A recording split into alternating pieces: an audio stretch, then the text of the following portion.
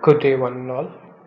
Welcome to the 12th lecture for Module 1 of the course IE306 Supply Chain and Logistics Management. I am Matthew Baby, Assistant Professor with the Department of Mechanical Engineering at Rajagiri School of Engineering and Technology. In this lecture, we would have a look at the various financial measures of supply chain performance. So we'll talk about terms like return on equity, cash to cash cycle, etc. So these are very important financial terms which helps us assess the performance of a supply chain. So the first measure of supply chain performance, the financial measure of supply chain performance is return on equity. Now return on equity means the return on investment made by a firm's shareholder in a particular firm. So this is calculated as the net income divided by the average shareholder equity, where the net income is calculated as the operating income or loss.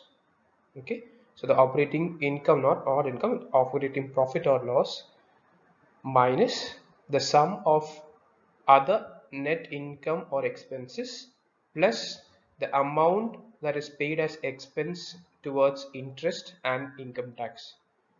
Okay, so it's the operating income or loss minus the sum of the other net income or expenses plus the expenses on interest and income tax. So the operating income or loss is calculated as the gross profit minus the cost which is involved in selling, administration and other general costs. So when you subtract from the gross profit the head called general, selling and administration cost, we get the operating income, operating profit or operating loss. So it's a gross profit minus the general, selling and administration cost, which will give you the operating profit or loss. And the gross profit, the term gross profit here is nothing but total revenue minus the cost of the goods that are sold. So this is the numerator term, net income. So net income is basically the operating profit or loss minus the sum of other income or expenses plus the expenses towards paying interest towards loans as well as the expenses towards income tax. And the the average shareholder equity is calculated as the average of the total shareholder equity at the start of the year plus the total shareholder equity at the end of the year, because the equity value, it changes with time. So the total shareholder equity at the start minus the total shareholder equity at the end divided by 2 will give you the average shareholder equity. And the total shareholder equity is nothing but the total asset value. Okay, so this includes current assets and other assets together. So the total asset value of the company minus the total liabilities will give the total shareholder equity. Okay, and the average shareholder equity is nothing but the total shareholder equity at the start plus the total shareholder equity at the end of the year divided by 2, because the total shareholder equity, it changes with time. Okay, you can add assets, therefore your total asset value will change, your liabilities will increase or decrease with time. So therefore the total shareholder equity is a term that is not always constant. That is why we take the average shareholder equity. Okay, so the net income divided by average shareholder equity gives us a term called return on equity or ROE. Now this is expressed generally as a percentage, and higher the value of ROE, the better it is. Okay, so it's a value that lies between 0 and 100. Okay, and you cannot call a particular value as good. The higher the value, the better, and we say that it's better in comparison to our competitors. So when compared to our competitors, if our ROE value is better, then we say that it's a good quantity. Okay, so it's generally expressed as a percentage, and higher the value, the better it is. So it's nothing but the percentage of net income when compared to the average shareholder equity.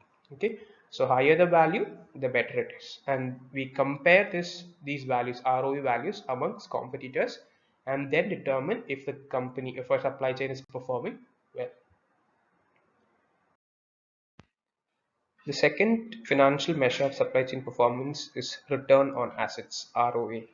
So this is nothing but the return on every rupee or every unit of money that is invested by a firm in assets. And it is computed as the earnings before interest or taxes divided by the average total assets. So just like total equity, the total asset is a term that varies with time. So at different points of time, the total assets of a company, it changes. So during a year, you have to take the average amount of asset held by a company. So the earnings before interest and taxes divided by the average total assets of a company during a financial year is what we calculate as ROA. And it is just like ROE, it is expressed as a percentage, and we judge whether the ROE value is good or not by comparing it with our competitors. So higher the value of ROE compared to competitors, the better it is. Okay, so the value of ROE, that is return on equity, is generally higher than the return on assets value. This is because when you take the case of the numerators, okay, of ROA and ROE, in the case of ROE, it is a net income, okay, which is only slightly smaller than the earnings before interest, which is the numerator for ROA. So the numerator of ROE is slightly smaller than the numerator of ROA, because the net income, we calculate net income by subtracting other income or expenses plus the expenses towards interest and income tax from the gross income. Okay, so this particular value, net income, which is the numerator of ROE, is slightly smaller when compared to the numerator of RO, which is nothing but the earnings before interest. So numerators can be compared to be nearly equal. When you compare the denominators of ROA and ROE, the denominator of ROA, the return on assets, is very much greater than the denominator of ROE. Okay, so that is because in the case of ROA calculation, the denominator is a total asset and average total asset, whereas in the case of ROE, the denominator is average shareholder equity.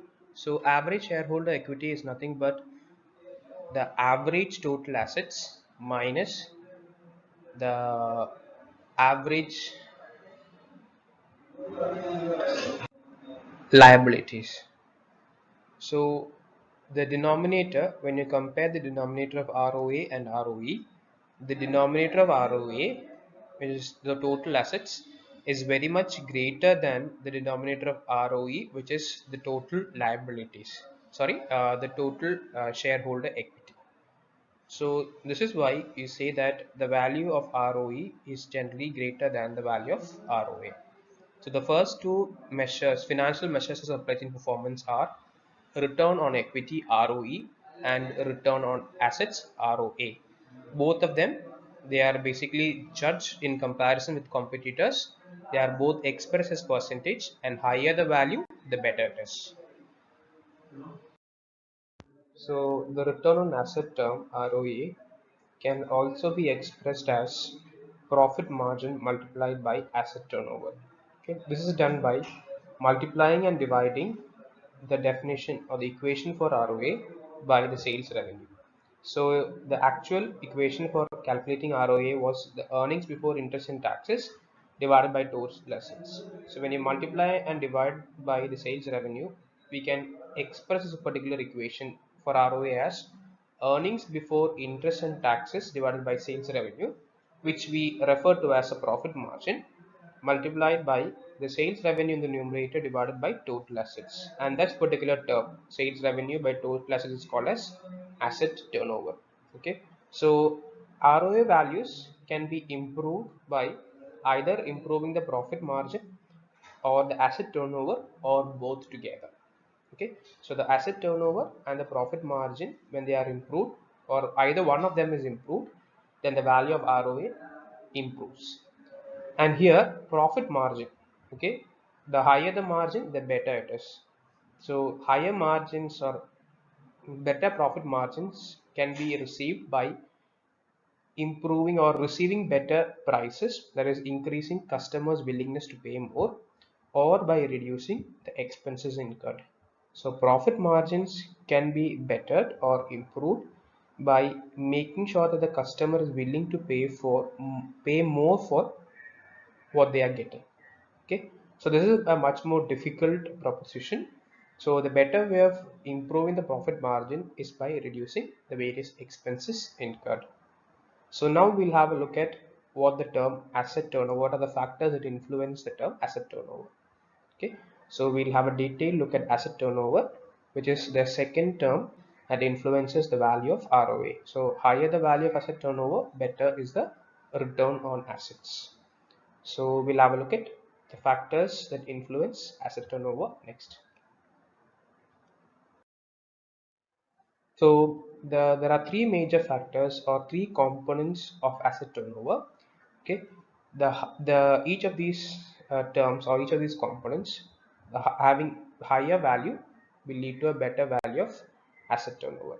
Okay, so accounts receivable turnover is the first key component of asset turnover. The second is the inventory turnover, abbreviated as INVT, and the third is plant, property and equipment turnover, which is abbreviated as PPET. Okay, so accounts receivable turnover or ART is nothing but the ratio of sales revenue to accounts that are receivable. Now accounts receivable are basically money that is owed to the firm and which is liable to be paid within 1 year. So that amount is what we refer to as accounts receivable. So the ratio of sales revenue to accounts receivable is referred to as accounts receivable turnover, abbreviated as ART. So higher the value of ART, the higher will be the asset turnover. Okay. The second key component of asset turnover is inventory turnover, which was represented or calculated as the ratio of cost of goods sold to the value of inventory. Okay, so whatever things are held as inventory, the total value of inventory on the denominator and the cost of goods sold on the numerator, that particular ratio is called as inventory turnover. Okay, so the higher the value of inventory turnover, the better it is. Okay, and the third important key component of asset turnover is property, plant and equipment turnover, which is PPET, abbreviated as PPET, which is nothing but the ratio of sales revenue to the value of plant, property and equipment. Okay, so this is PPET. So higher values of ART, okay, the better it is. Higher the value of INVT, the better it is, and higher the value of PPET, the better it is. So we'll see why. When we have high value of ART, okay, the time required for collecting money from sales will be lower. Okay, so ART, when we express this particular value ART, that is 52 divided by ART, is basically the time that is required to collect money after carrying out a sales. So after a sale, there might be a delay in payment from the part of the customer. So if the value of ART is higher, then the time required for collecting the money back from the customer after sales will be lower, because the time is calculated as 52 divided by ART, where 52 is the number of weeks in a year. So this will be the time required to collect the money after sales in number of weeks. So 52 divided by ART weeks, that is the time required for collecting.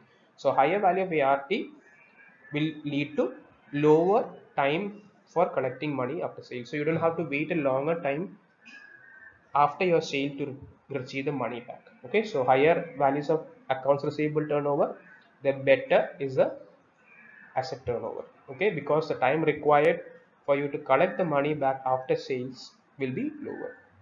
Similarly, in inventory turnover, INVT, okay, the larger the value of INVT, the better it is. Okay, so the time INVT, okay, the time 52 divided by INVT is in number of weeks, is nothing but the time that an inventory sits before being converted to an output. So higher the value of INVT, inventory turnover, okay, the lower will be the value of 52 divided by NVT, which is nothing but the time that the inventory sits idle before being converted to output. So the lower the time an inventory sits idle, okay, it indicates that the inventories that are brought into a company or a firm are basically converted to outputs very quickly. They remain idle only for a very short amount of time. So higher values of inventory turnover, INVT, will lead to lower times of inventory sitting idle before being converted to output. And the third important key component is asset turnover. Just like ART and INVT, PPET, okay, is also a component that if it has higher value, the better it is. Okay, and PPET shows how much each rupee invested in property, plant, and equipment supports sales. So higher the value of PPET, the better it is. The next financial measure of supply chain performance is abbreviated as ROFL, which is expanded as return on financial leverage. Now, the term financial leverage means the use of borrowed money, okay, which is nothing but debt, to finance the purchase of assets with the expectation that the income or capital gain from the new asset will exceed the cost of borrowing. So, in financial leverage, what we're thinking about is we basically borrow money either with an intention to purchase an asset. That particular asset may be an equipment, may be a property, okay, and we use that particular borrowed money or debt to finance the purchase of that particular asset with the expectation that by the use of that particular asset, okay, the income generated from the particular asset, or with the value of that particular asset going up, okay, that particular value increase in value over time of an asset is what we call as capital gain. So we expect either the income generated from the new asset or the capital gain of the new asset over time will exceed the cost of borrowing.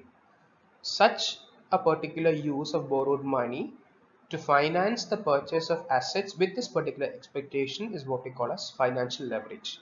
So return on financial leverage is nothing but the amount of return on equity that can be attributed towards financial leverage. Okay, so that can be used towards paying off accounts payable. Okay, that is an amount of money that a company owes its supplier, which has to be paid within 1 year. Okay, or it can be also used for paying off debts, which are terms of money, okay, which is again money that an firm owes someone else, but you have more than 1 year to pay it off. Okay, so the amount of return on equity that can be used for paying off accounts payable or debt, that particular portion is what we refer to as return on financial leverage, and it is mathematically calculated as ROE minus ROA. Okay, so this is another measure of financial measures of supply chain performance. Here also, when we have higher ROFL, the better it is. Okay. The next financial measure of supply chain performance is accounts payable turnover, which is abbreviated as APT. Now, APT is calculated as the ratio of cost of goods sold to the accounts payable. And accounts payable is nothing but written as AC payable, just like in the slide that we have showed previously.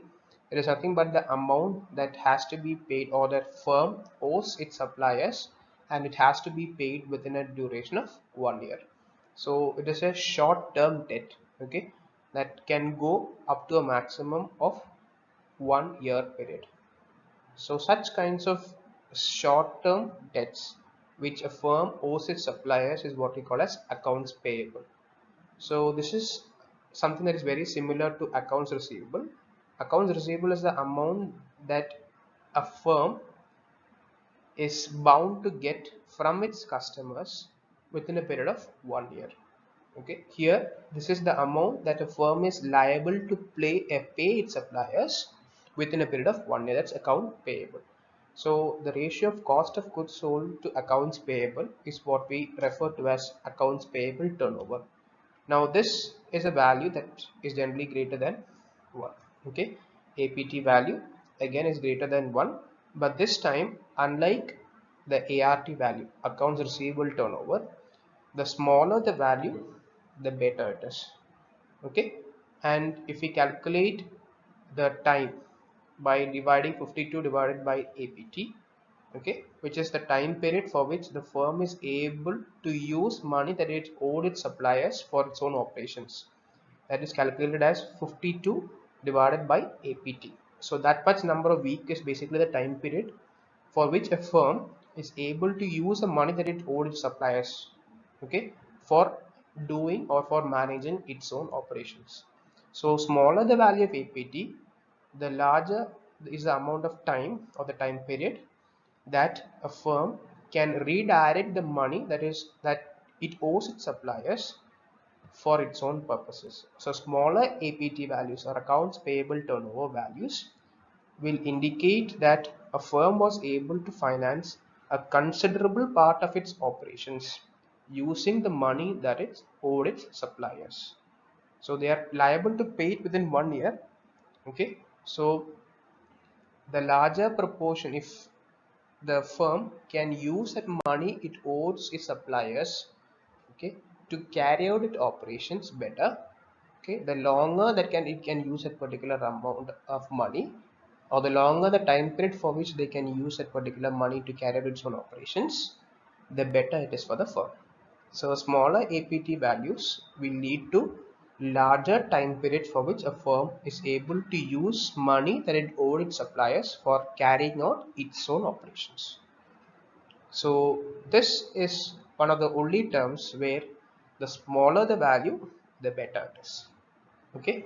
So unlike the terms like ROE, ROA, okay, profit margin, then we talked about inventory turnover, okay, property, plant and equipment turnover, and we also define accounts receivable turnover. All those values, the higher the value, the better it is. Okay, so till now this is the only value which, if lower, is better for the company. That is accounts payable turnover. Lower the value, the better it is. Now the next financial measure of supply chain performance is cash to cash cycle, okay, or it is written as C to C, which is nothing but the measure of an average amount of time from which cash enters a process as cost to when it is received or returned as revenue collected. So in a particular manufacturing to sales operation, there is always cash invested by a company, okay, at certain points of time in a particular process. And once it's invested, there is a time period, okay, or time delay after which they get that particular cash that they invested as return, as revenue from the customers.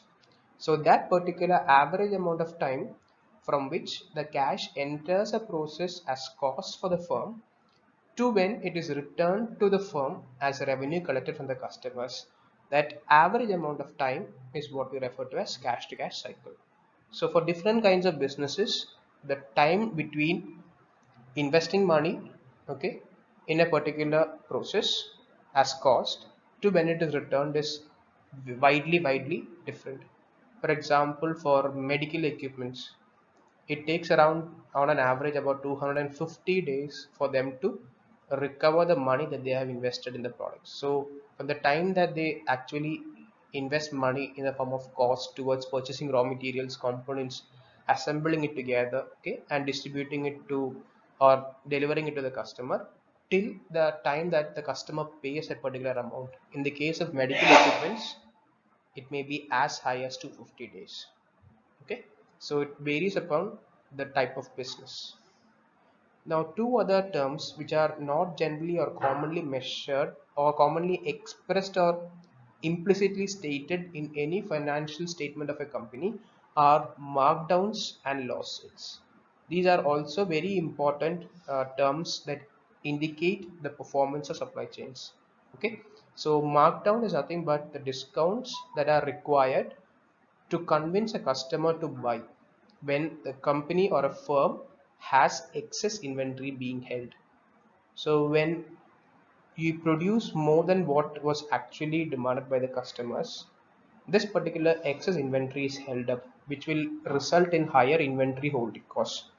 So in order to avoid that excess inventory cost, it might be better for the company to sell it off at a discount, okay, and this discount that is required, okay, on the actual price of the particular product by a firm to convince the customers to make a purchase is what we refer to as markdowns.